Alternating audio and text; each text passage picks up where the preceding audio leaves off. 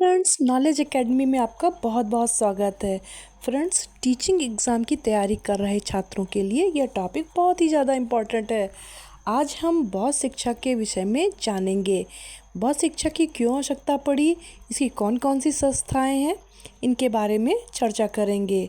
तो फ्रेंड्स, वैदिक कालीन शिक्षा में बहुत ज़्यादा कर्मकांड होने लगे थे। इसकी वजह से बौद्ध शिक्षा का प्रादुर्भाव हुआ। बौद्ध शिक्षा की क्या विशेषताएं हैं, प्रसिद्ध संस्थाएं कौन कौन सी हैं, इनके बारे में जानने से पहले हम गौतम बुद्ध जी के बारे में जानते हैं, क्योंकि इससे रिलेटेड आपके टीचिंग एग्ज़ाम में बहुत सारे प्रश्न पूछे जाते हैं। गौतम बुद्ध जी का जन्म 563 ईसा पूर्व में हुआ था। इनका जन्म स्थान कपिलवस्तु के निकट लुम्बिनी, जो कि नेपाल में हुआ था। इनका निधन 80 वर्ष की अवस्था में 483 ईसा पूर्व में हुआ था। इनकी पत्नी का नाम यशोधरा था, पुत्र का नाम राहुल था। इनके पिता राजा शुद्धोधन थे और माता माया देवी थी, और इनको ज्ञान की प्राप्ति बोधगया बिहार में हुई थी। संसार को जरा मरण दुखों से मुक्ति दिलाने के लिए राजपाट का मोह त्याग कर वन को चले गए थे। प्राप्ति के बाद सिद्धार्थ गौतम से भगवान बुद्ध हो गए। सिद्धार्थ का अर्थ होता है जो सिद्धि प्राप्ति के लिए जन्मा हो। भगवान बुद्ध के प्रथम गुरु अलार कलाम थे, जिन्होंने इनको योग की शिक्षा दी थी। बौद्ध शिक्षा के कुछ मेन पॉइंट्स हैं जिनसे हर साल टीचिंग एग्ज़ाम में प्रश्न पूछे ही जाते हैं। आइए जानते हैं कौन कौन से वो मेन पॉइंट्स हैं। तो पहला है प्रबज्जा।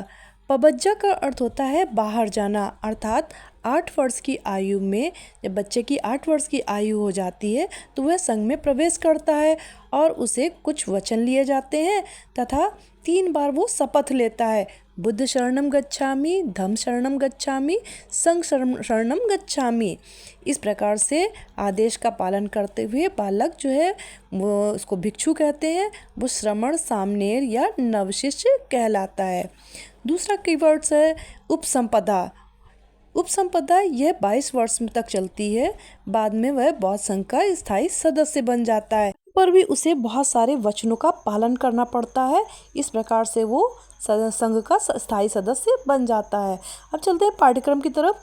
तो पाठ्यक्रम धार्मिक और लौकिक वैदिक काल की ही तरह था।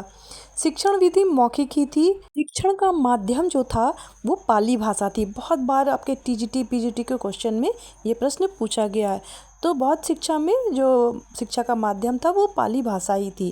फ्रेंड्स, चैनल को अधिक से अधिक शेयर करें ताकि अन्य बच्चों को भी इसका लाभ मिल सके।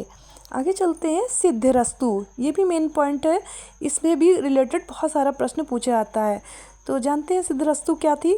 तो बालक को 6 माह तक सिद्धिरस्तु नामक बाल पोथी पढ़नी पड़ती थी, जिसमें 49 अक्षर थे, जिनको क्रम में रख कर के 300 से अधिक श्लोक बनाए गए थे।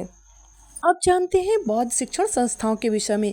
इनसे रिलेटेड आपके टीजीटी पीजीटी नेट और टेट के एग्ज़ाम में क्वेश्चन बहुत सारे पूछे जाते हैं, और जो मेन कोर्स हैं जो एमए एजुकेशन से कर रहे हैं या बीए एजुकेशन से कर रहे हैं, उनमें भी ये लॉन्ग और शॉर्ट के रूप में पूछे जाते हैं।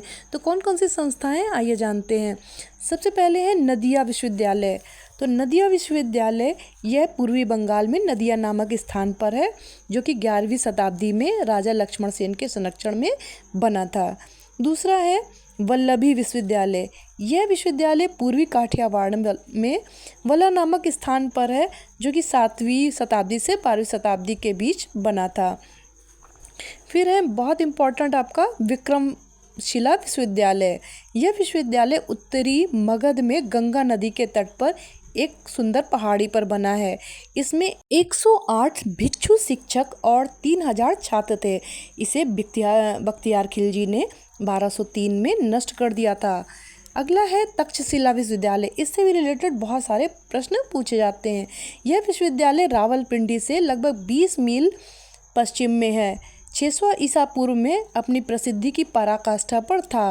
राजनीतिक चाणक्य, अर्थशास्त्री कौटिल्य, महात्मा बुद्ध के व्यक्तिगत चिकित्सक जीवक और सम्राट चंद्रगुप्त के और पुष्यमित्र इसी विश्वविद्यालय की उपज थे।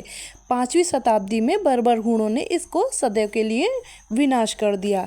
अब अगला मोस्ट इम्पॉर्टेंट है आपका नालंदा विश्वविद्यालय। बहुत सारे लॉन्ग क्वेश्चन इसमें मेन कोर्स में पूछे जाते थे। इस भवन में 3000 अध्ययन कक्ष थे, 10 से अधिक सरोवर थे, छात्र जल क्रीड़ा करते थे, 1500 शिक्षक थे, 10,000 छात्र थे और 100 भाषण प्रतिदिन होते थे। इसे 1203 में बख्तियार खिलजी ने धराशाही कर दिया था। Thank you guys. कैसा लगा टॉपिक हमें कमेंट करके ज़रूर बताएं। Thank you.